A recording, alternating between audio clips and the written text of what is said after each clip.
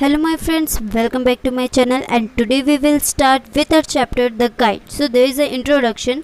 All of us like to fly kites. Have you ever tried to fly one?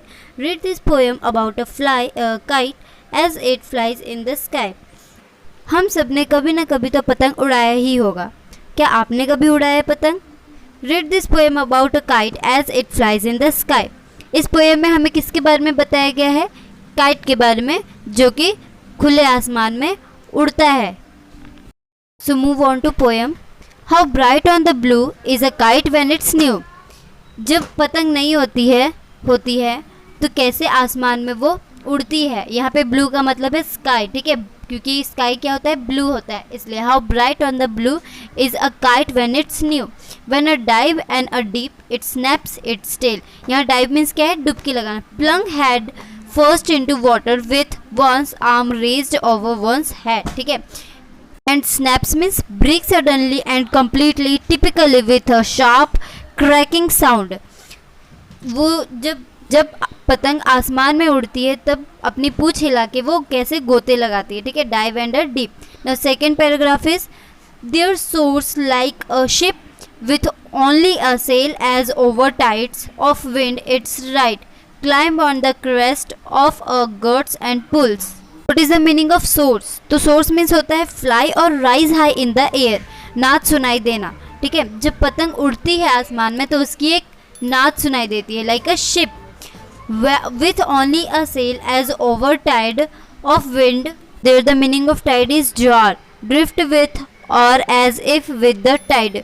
वो ज्वार की तरह ऊपर की ओर जाती है और जो उसको उड़ाता है वो कैसे उसको कंट्रोल करता है, ठीक है. Of wind it rides. ऐसा लगता है कि कोई उसमें गोते लगा रहा है. टिपिकली हॉर्स, जैसे कि घोड़ा कैसे दौड़ता है तो उसको लगाम लगानी पड़ती है, ठीक है.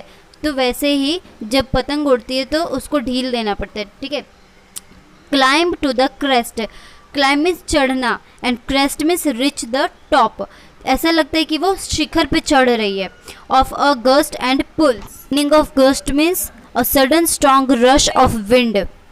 तो जैसे जैसे वो ऊपर जाता है वैसे वैसे उसको नीचे की ओर से खींचा जाता है, ठीक है. Of a gust and pull. Gust means sudden strong rush of wind, ठीक है.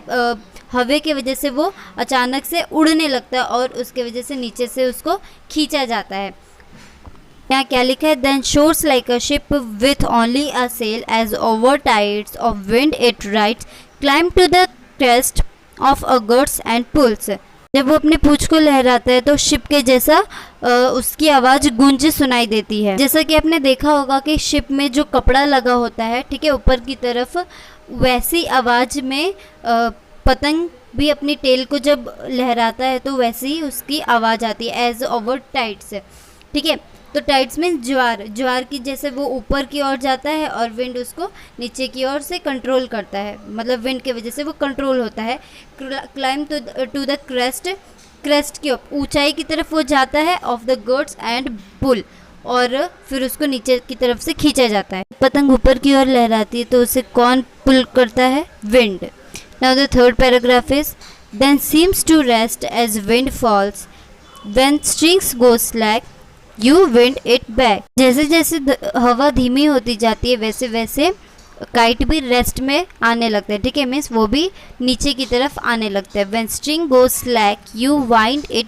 जब उसका धागा, काइट का जो धागा है, स्ट्रिंग मीन्स धागा, slack means not taut and held tightly in position loose, ठीक है. जब धागा ढीला होने लगता है तब वापस से वो उड़ने ना लगे. A new breeze blows and its wing fill and up it goes.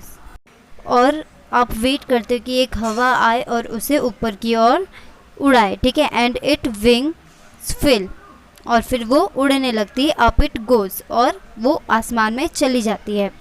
Now move on to our next paragraph. How bright on the blue is a kite when it's new, but a ragged thing you never will see when it flaps on a string in the top of a tree.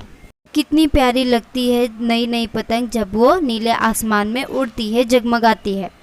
But a ragged thing, इस ragged means बुरी चीज़, ठीक है. जब वो हमारी पतंग tree, पेड़ में फंस जाती है और हम उसे खींचने की कोशिश करते हैं, ठीक है. फ्लैप्स ऑन अ स्ट्रिंग, इधर उधर धागे से खींचने की कोशिश करते हैं तब वो फट जाती है और वो चीज़ हम देख नहीं पाते। यू नेवर विल सी, आप देख नहीं सकते वो चीज़ कि मेरी पतंग, इतनी प्यारी पतंग फट गई।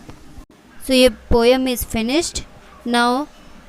इस पोएम को किसने लिखा? Harry Ben. ठीक है, ये आपको याद रखना है कि किसने लिखा, हैरी बेन ने। एंड एट लास्ट मैं आपको सारे क्वेश्चंस के आंसर्स, ठीक है, दे दूंगी। If you love this video, don't forget to like and subscribe it. Thank you.